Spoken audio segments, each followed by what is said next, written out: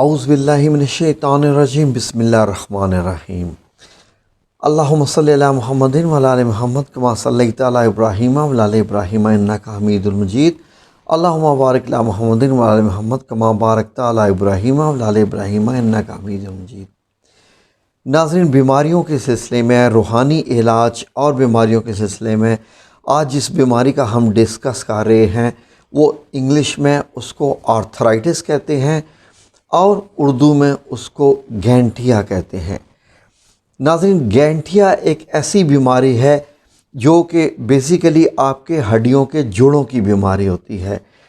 گینٹھیا میں ناظرین کیا ہوتا ہے کہ آپ کی جو انگلیوں کے جوڑ ہوتے ہیں، یہ جو جوڑ ہوتے ہیں ہڈیوں میں، جو خالی جگہ ہوتی ہے اس میں کیا ہوتا ہے کہ یورک ایسڈ کے جو ڈپازٹس ہوتے ہیں وہ رہنا شروع ہو جاتے ہیں اور وہ جو ہے وہ حرکت کرنا مشکل کر جاتے ہیں۔ جو وہ جمع ہونا شروع ہو جاتے ہیں انگلیوں کے جوڑوں میں، پاؤں کے جوڑوں میں، جہاں جہاں بھی جوڑ ہوتے ہیں، بیسیکلی یہ ہاتھوں کے اور پاؤں کے جوڑوں میں بھی یہ جمع ہوتے رہتے ہیں جہاں بھی۔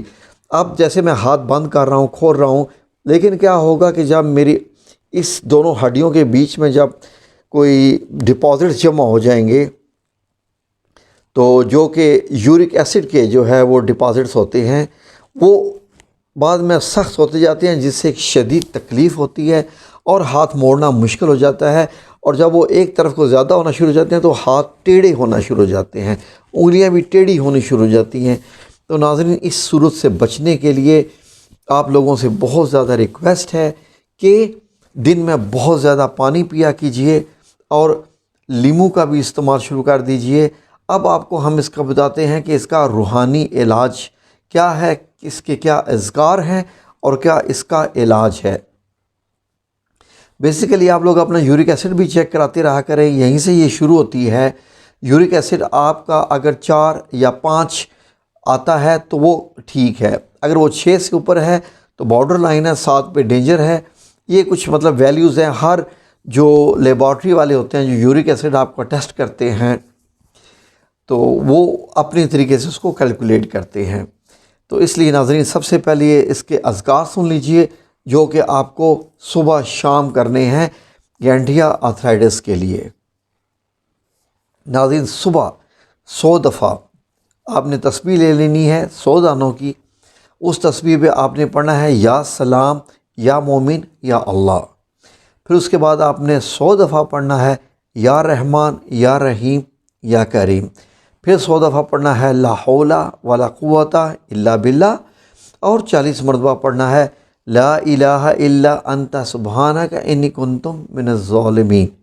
تو یہ ناظرین آپ کو یہ پڑھنا ہے، یہ آیت کریمہ 40 دفعہ ذہن میں رکھیے گا، باقی 100 دفعہ ہیں۔ یہ آپ کو صبح پڑھنی ہے اور شام کو پڑھنی ہے۔ تسبیح کے ساتھ ساتھ اب آپ کو جو علاج کرنا ہے کہ آپ کو کھانے پینے میں کیا کیا احتیاط کرنی ہے، بڑی غور سے سن لیجئے ناظرین، تاکہ آپ لوگ اس کا جو ہے اس کا اچھے طریقے سے استعمال کر کے اپنی بیماری سے نجات حاصل کر سکیں۔ جی، نمبر اس کی جو ہے وہ مختلف علاج ہیں جن میں سے آپ کوئی سا بھی ایک کر سکتے ہیں، تو ان میں آپ ملا کے بھی کر سکتے ہیں۔ علاج نمبر 1 ناظرین یہ ہے کہ 3 تازہ انجیریں اگر آپ کو مل جائیں، نہ ملیں تو آپ جو دھاگے میں پروئی ہوئی ہوتی ہیں وہ بھی لے سکتے ہیں۔ ان کو آپ نے، اگر آپ شوگر کے مریض ہیں تو رات کو بھگو کے رکھ دیں اور صبح کھا لیں۔ اگر آپ شوگر کے مریض نہیں ہیں تو 3 انجیریں صبح نہار منہ آپ نے کھانی ہیں۔ ناظرین، اس کو کہتے ہیں والتین والزیتون وطور سینین۔ آپ کو معلوم ہے کہ اللہ سبحانہ تعالیٰ نے قرآن پاک کی آیت میں ان چیزوں کی قسم کھائی ہے۔ والتین، تین جو ہے وہ آپ کو پتہ ہے انجیر کو کہتے ہیں، اور زیتون تو آپ کو معلوم ہے کہ زیتون کیا ہے۔ پھر طور سینین، پھر وہ جو پہاڑ کی بات ہو رہی ہے جس پہ حضرت موسیٰ علیہ السلام سے بات کرتے تھے اللہ سبحانہ تعالیٰ، جس میں یہ بات ہو رہی ہے جی کہ آپ نے 3 انجیر صبح نہار منہ کھانی ہے۔ دوسرا علاج اس کا سن لیجئے ناظرین۔ دوسرا علاج اس کا یہ ہے کہ اخروٹ آپ نے لینے ہیں جو کہ پورے اخروٹ ہوتے ہیں۔ روزانہ آپ نے 2 اخروٹ توڑ کے اس میں سے آپ نے جو اخروٹ کے اندر کا بیج ہوتا ہے وہ کھانا ہے، جو اس کے کھانے والا حصہ آتا ہے 2 اگر آپ بیج لے لیں گے، مطلب نکلے ہوئے دانے اگر آپ لے لیں گے تو آپ کے لیے کیلکولیٹ کرنا مشکل ہو جائے گا کہ کیا میں 2 اخروٹ 2.5 یا 3 یا کتنے کھا لیے. تو آپ نے 2 اخروٹ کھانے ہیں روزانہ، ٹھیک ہے، توڑ کے. نمبر تیسرا علاج اس کا یہ ہے، یہ ذرا نوٹ کر لیجئے، آپ کے لیے بہت اہم ہے. اور وہ علاج یہ ہے کہ آپ نے کست شیریں، کلونجی اور مہندی کے پتے، یہ 3 چیزیں، کست شیریں، کلونجی، مہندی کے پتے، یہ ہم وزن یعنی برابر مقدار میں، اگر ایک آپ 10 گرام لے رہے ہیں تو باقی بھی 10 گرام، ایک 5 گرام لے رہے ہیں تو باقی بھی 5 گرام.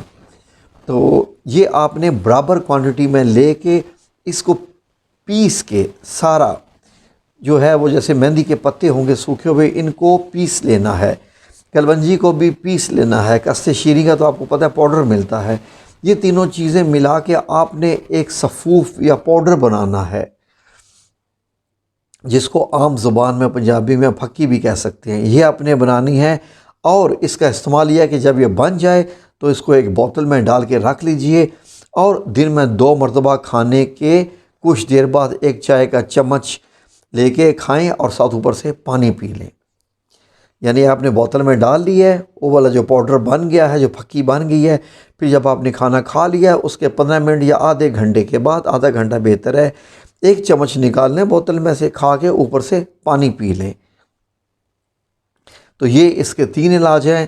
یہ آپ نے جو ہے چاہیں تو ایک ایک کریں یا کچھ 2 ملا بھی سکتے ہیں، لیکن ایک ہی کریں تو زیادہ بہتر رہے گا ناظرین. باقی ہے کہ اللہ سبحانہ تعالیٰ کرے کہ آپ لوگوں میں سے کسی کو بھی کوئی بیماری نہ ہو، اور اللہ تبارک تعالیٰ آپ سب لوگوں کو محفوظ رکھے. اور یہ ذہن میں رکھ لیجئے کہ یہ یورک ایسڈ کا علاج نہیں ہے، یہ ہم نے آپ کو گھنٹیا کا علاج بتایا ہے. یورک ایسڈ کا آپ کو پھر علاج بتائیں گے انشاءاللہ باذن اللہ.